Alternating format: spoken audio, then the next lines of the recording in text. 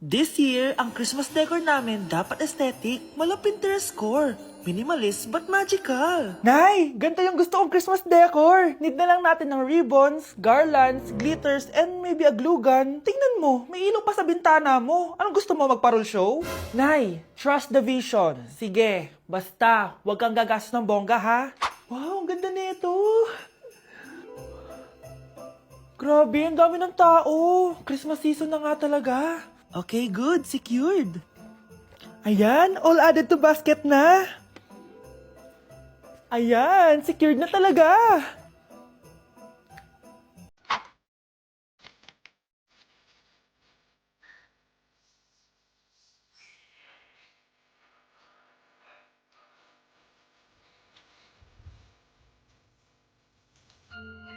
Anak, paubos na yung ribbon, no? O, eto, ribbon ng cake. Same color naman eh. Pwede na yan. Nay, masisira yung team. Magkaiba yung sukat, oh. Nay, ba't mo inopin yung electric fan? Mainit kasi. Ay, Diyos ko, ang kintab ng pusa. Ang gulo na tuloy. Gusto ko lang naman maging maganda to eh. Anak, maganda naman oh. Tingnan mo. At least, nagkaroon tayo ng mother-daughter bonding. Parang okay naman. O, di ba? I'm the OG interior designer.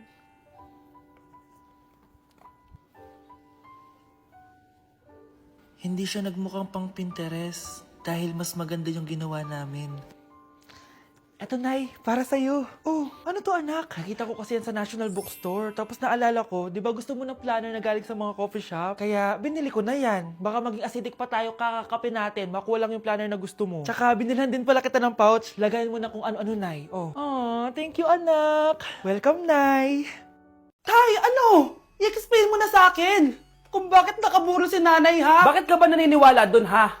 Ang totoo mong nanay, busy. Di ba sinabi ko na to sa'yo? Pero, Tay! Wala nang pero. Huwag mo akong hintayin magalit, Scarlett. Di mo magugustuhan.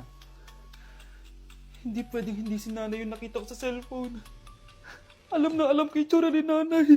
Malalaman ko rin sikreto mo, Tay. Oh, Scarlett, aalis ako ulit, ha? Huwag kang pasaway.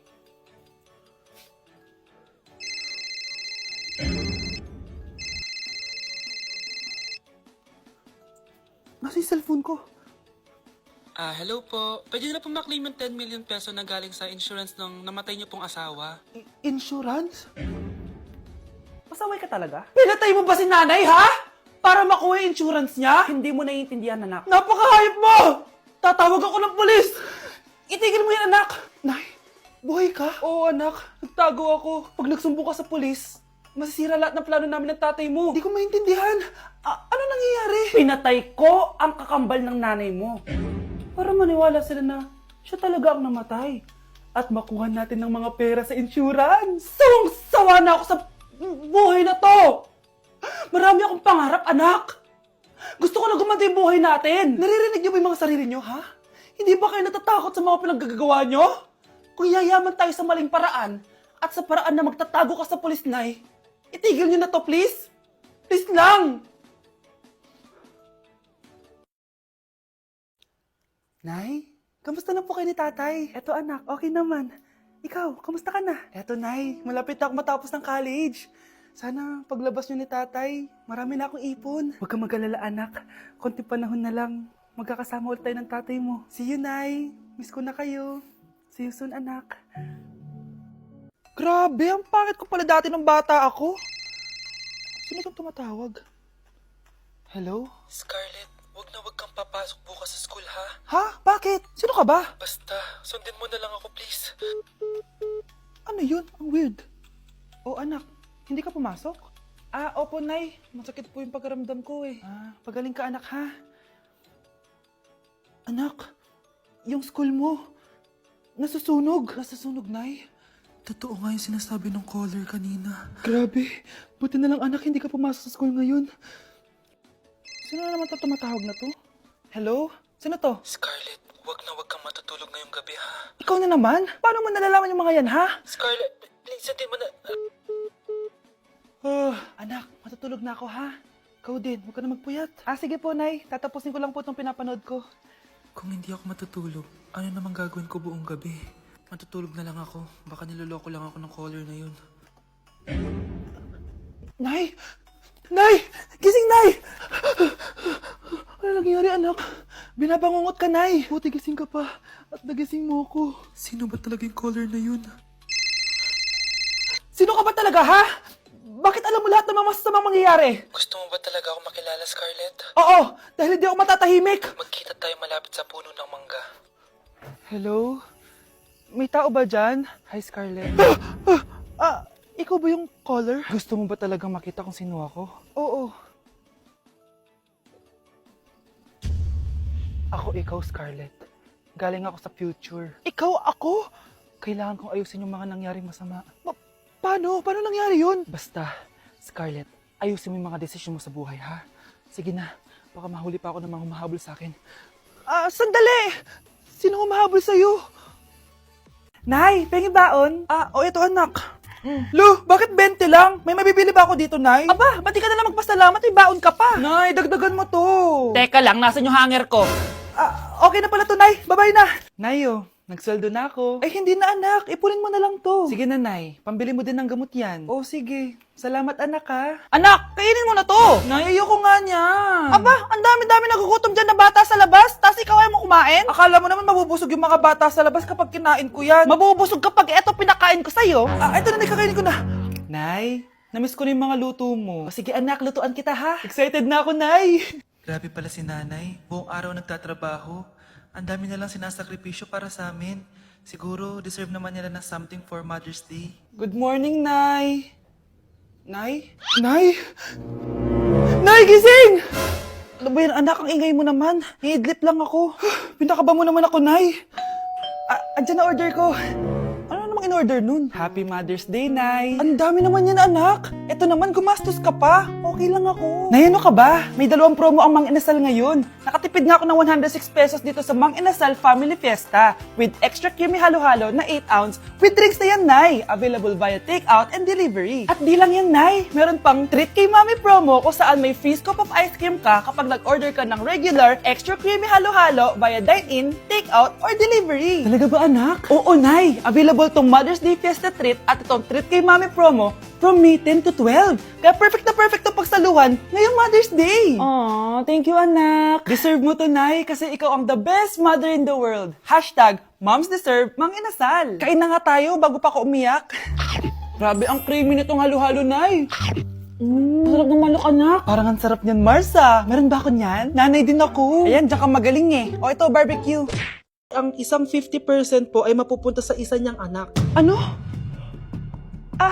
Baka yan yung isa naming anak na nawala? Oo, sa amin na lang yan. Ako ang isa pang anak ni Ramon. Oh, akala ko ba nawawala yung isang anak ni Ramon? Attorney naman, huwag ka maniwala dyan. May sakit kasi sa utak yan. Wala akong sakit, attorney. Maniwala ka, please. Kailangan ko pa ng sapat na ebidensya para maniwala ako sa'yo. Sige na, babalik na lang ako. Ito na ba yung bagong bahay ng anak ko? Ikaw, babae ka? Sinubukan mo pang agawin sa amin ang kayamanan ng tatay mo? Ang sama nyo, tita! Gusto nyo kunin lahat! Well, hindi naman maniniwala sa'yo sa attorney dahil wala kang ebidensya. Tao po, attorney po ito. Nandiyan si attorney. Halika dito.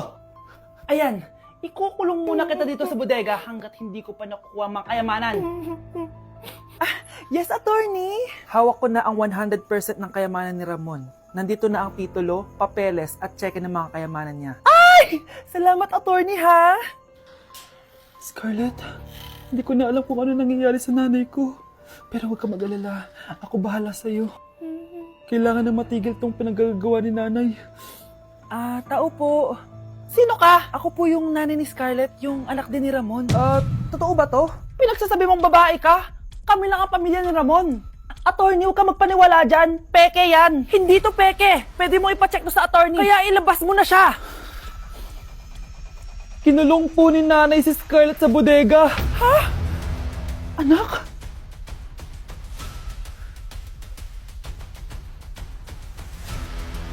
Okay, class. Palakpakan natin si Samantha dahil siya ang top 1 sa klase. Thank you, guys. Mag-aral din kasi kayo na maayos. Paano nangyari yun? Nag-review naman ako buong gabi ah. Tama naman lahat ng sinagot ko sa exam. Oh, Scarlett, bawi ka na lang ha. Ikaw ang pinaka-lowest. Talaga ba, Samantha? Alam naman nating dalawa kung sino talaga yung top 1 at hindi ikaw yun. Ilusyonada ka talaga kahit kailan. Loser! Ang dali-dali lang ng exam, di niya pa nakuha? Ano bang ginawa mo, Samantha? Bakit perfect ka? Stock knowledge! Ko, wala ba kayo nun? Kailangan kong malaman kung anong ginawa mo, Samantha. Magre-rewind ako. Manda ka sa akin. Nakapag-rewind ako!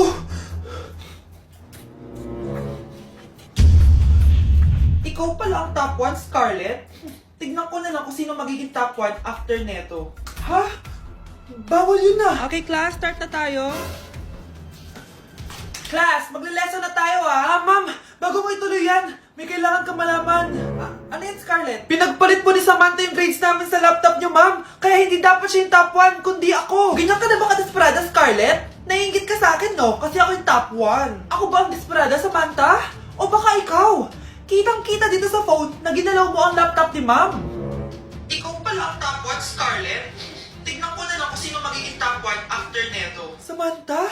Bakit mo ginawa yun?